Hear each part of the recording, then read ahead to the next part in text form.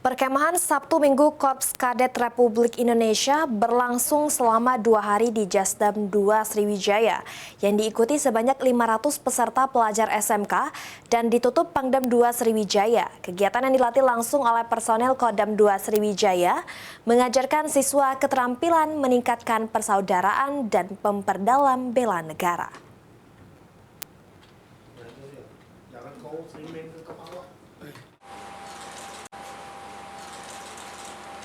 Acara pembentukan Sriwijaya tahun 2020 dimulai.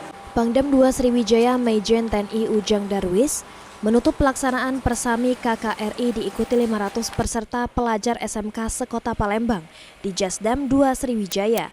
Kegiatan yang berlangsung 2 hari mengajarkan para peserta mengenai keterampilan serta meningkatkan rasa persaudaraan dan memperdalam bela negara. Pangdam 2 Sriwijaya Majen TNI Ujang Darwis mengungkapkan agar bekal yang telah diraih dari Persami bisa diteruskan dalam dunia pendidikan sehingga dapat mengejar cita-cita yang diinginkan oleh para peserta dan meningkatkan wawasan kebangsaan.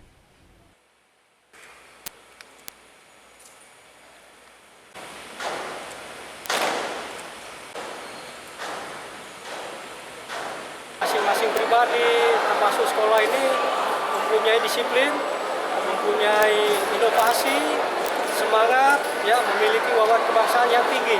Ya, itu kita harapkan. Jadi kalau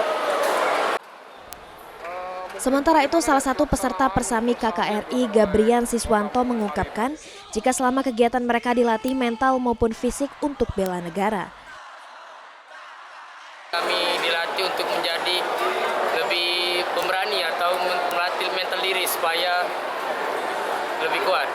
Dan di sini juga ada latihan fisik dan lain-lain sebagainya untuk bela negara.